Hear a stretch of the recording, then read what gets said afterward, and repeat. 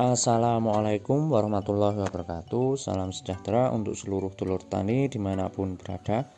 Alhamdulillahirabbil alamin, kita semua masih diberikan kesehatan telur-telur.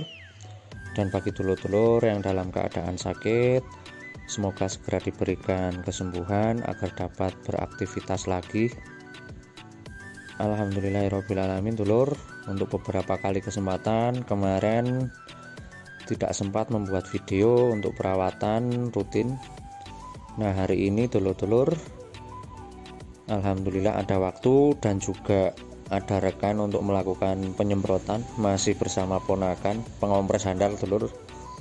Hari ini melakukan perawatan jeruk siomadu varietas siomadu dengan umur 3 tahun. Alhamdulillah untuk bunga di luar musimnya benar-benar brol telur untuk tahun ini ya. Nah, ini rencananya akan saya lakukan penyemprotan. Untuk itu simak terus telur pestisida apa saja yang akan saya gunakan untuk penyemprotan kali ini, dan nutrisi apa yang akan saya berikan untuk tanaman yang ketika berbunga. Kalau telur-telur sudah mengikuti video saya sebelumnya, pada saat fase berbunga saya biasanya nyepray pakai apa pasti sudah pada tahu. Tapi untuk kali ini karena di luar ini adalah bunga di luar musim ya telur-telur, jadi saya akan memberikan nutrisi tambahan telur dengan ini, merek dagangnya Top Kalsi kalau nggak salah. Nah, sudah diberitahu. Jadi ini adalah kalsium dan juga boron telur dengan kandungan boron. Nah, itu fungsinya adalah fungsi utamanya sebagai mencegah bunga agar tidak rontok. Nah, untuk campuran pestisidanya seperti apa, simak terus video ini.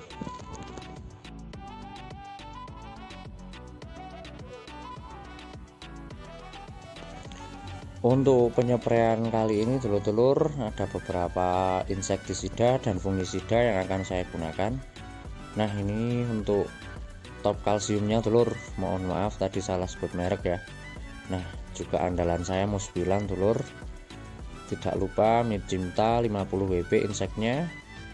Ini saya pakai fungisida kontak Mancozeb dan juga sulfur telur. Ini kalau bisa sedikit saya wajibkan. Dan ini Lantis merek dagang untuk pelekatnya. Untuk sulfur sendiri, oh ya tidak lupa Formit dengan kandungan abamectin 18 EC. Untuk sulfur biasanya digunakan, dan untuk dosis biasanya agak saya tambah telur, karena untuk beberapa hari ini hujannya sering terjadi di malam hari ya. Intensitasnya tidak tinggi tapi benar-benar lama telur. Jadi takutnya mempengaruhi ke bunganya, mudah rontok.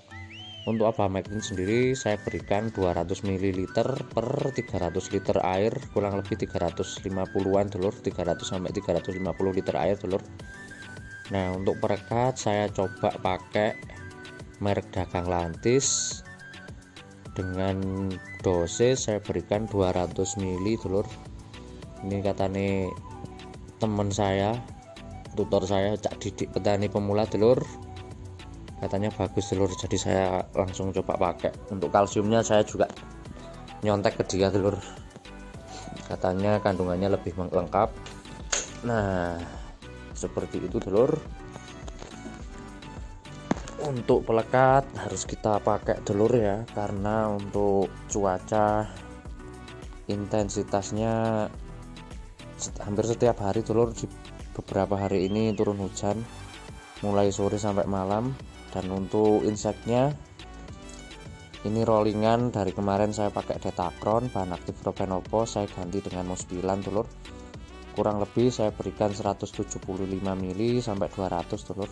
Untuk bahan aktifnya bahan aktif acetamiprid telur dengan spektrum jangkauan untuk pengendalian namanya cukup luas telur, termasuk lalat buah dan biasanya juga untuk kutu-kutuan putih.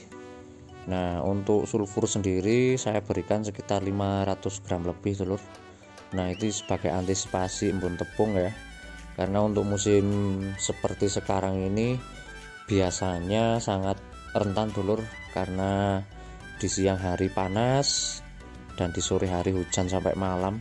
Nah, beberapa hari memang keadaannya seperti itu untuk di daerah saya. Nah, ini untuk MIP Cinta dulur, fungisida MIP Cinta 50 WP saya berikan sekitar 200 graman per 300 liter air.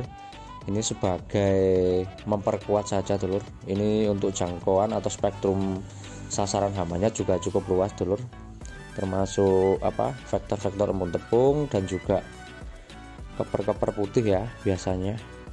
Nah, seperti itu dulur untuk insektisidanya. Untuk spray kali ini Apamectin, Asempertamib dan MIP Cinta 50 WP.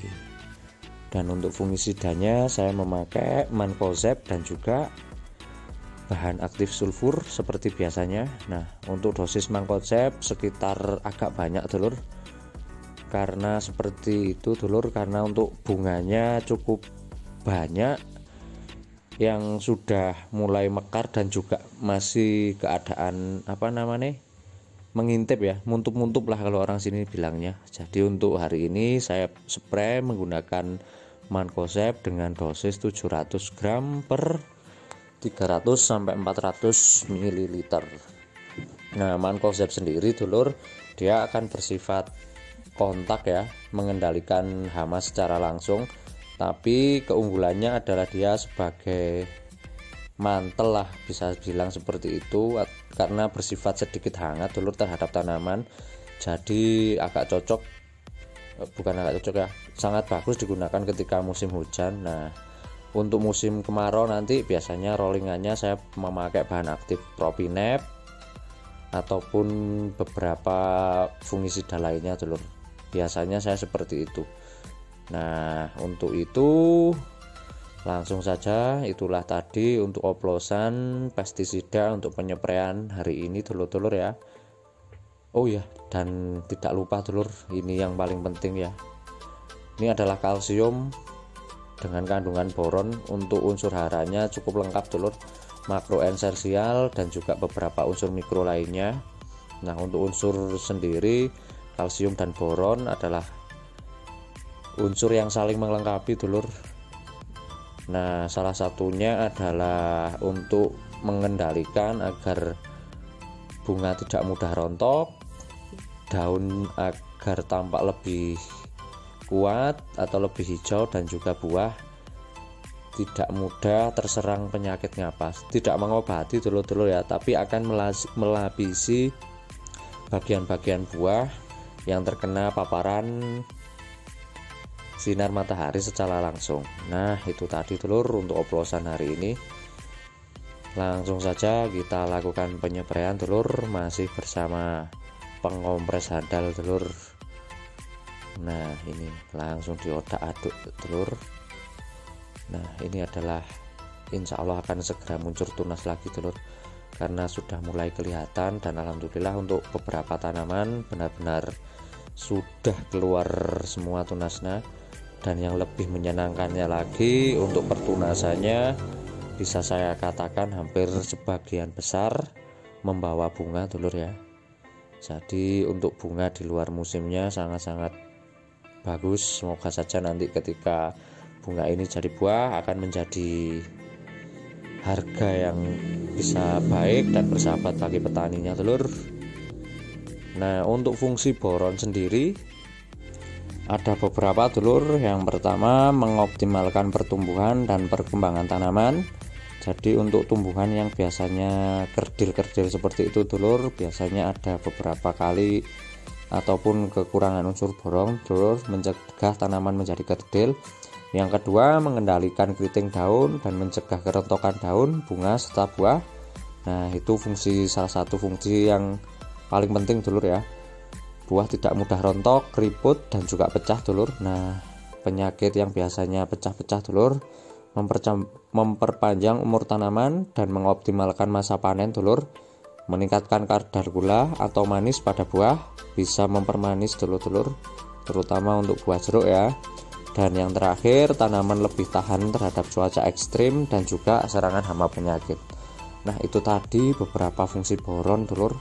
Untuk boron sendiri biasanya yang setahu saya dulur di beberapa literasi dibutuhkan tanaman itu dengan jumlah yang sedikit, mungkin hanya di 200 ppm-an dulur.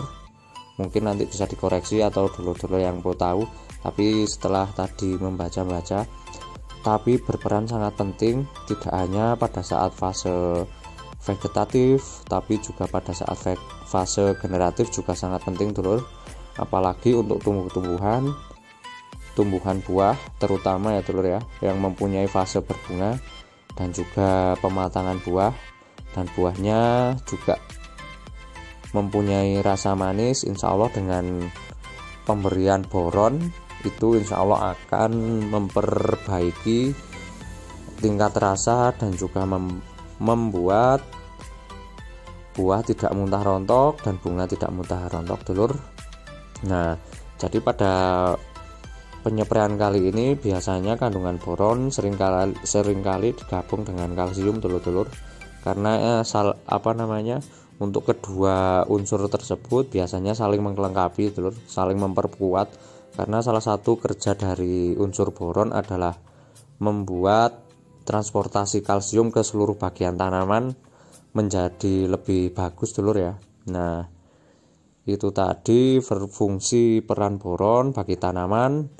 Di next video mungkin akan saya bahas mengenai penggunaan pestisida dulur ya. Jadi nanti untuk dulur-dulur petani sudah mulai bisa kendala di lahannya masing-masing seperti apa, misalnya ada bercak daun ataupun busuk buah, nah penanganannya seperti apa. Jadi nanti silakan simak terus video-video saya, semoga nanti bisa membantulah dulur-dulur agar kita semua, tidak hanya saya dan juga dulur-dulur, mendapat hasil yang maksimal terhadap tanaman. Nah, khusus untuk di video kali ini saya ingin mengulas tentang fungsi dari penggunaan salah satu unsur hara mikro pada tanaman, yaitu unsur boron. Nah, untuk review singkat dulur ya, ini untuk next step selanjutnya setelah pemberian kapur dolomit akan saya diamkan mungkin sekitar 1 minggu lahannya, tapi nanti melihat kondisi dulur, karena kalau hujannya masih terjadi di beberapa hari, mungkin akan segera saya lakukan pemupukan. Rencananya akan saya pupuk kimia sekaligus nanti atasnya saya pupuk dengan kotoran kambing dulur, kohi kambing dulur, agar untuk antisipasi full nutrisi dulur, karena kemarin beberapa kali sempat terjadi telat pemupukan, agak pertumbuhannya sangat-sangat tersendat dulur, dan kemarin sudah beberapa dari senior mengomentari ya, waduh jerukmu kurang makan yuk gitu kan, jeruknya kurang nutrisi, kurang makan. Jadi karena ini sudah saya fokus untuk pemberian nutrisi, jadi sekalian dulur agak saya berikan banyak untuk pemberian nutrisi kali ini dulur. Nah, ini sudah saya bersihkan, tinggal sengaja akan saya kasih dolomit. Nah, bisa dilihat dulur ya, untuk pertunasannya hampir semua rata membawa bunga dulur, benar-benar alhamdulillah. Dan ini adalah beberapa tanaman yang buahnya masih bujang seta, masih berjenjang dulur-dulur. Ini insya Allah di akhir bulan sudah bisa dipetik, tidak banyak dulur tapi masih ada. Nah, ini adalah bunga di luar musimnya. Nah, rata dulur, setiap percabangan hampir membawa bunga semua. Nah, benar-benar alhamdulillah. Nah, itulah dulur kenapa saya sering menggunakan pupuk yang bersifat slow release ya. Saya tidak merekomendasikan karena dulur-dulur pasti sudah punya pupuk andalan masing-masing, tapi kalau sifatnya slow release sangat bagus digunakan di musim penghujan dulur, karena dia akan masuknya ke tanaman itu sangat bertahap ya. Jadi ketika tanaman membutuhkan nutrisi, unsurnya sudah tersedia, berbeda dengan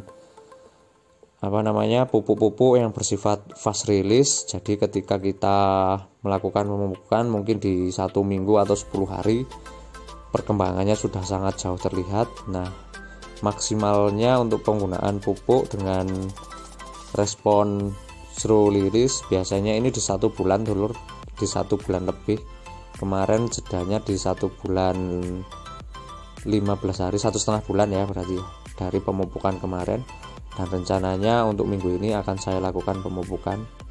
Nah, ini adalah salah satu contoh tanaman yang benar-benar bagus, tanamannya sehat, untuk buah berjenjang banyak, dan juga untuk percabangan ataupun pertunasan juga bagus dulur.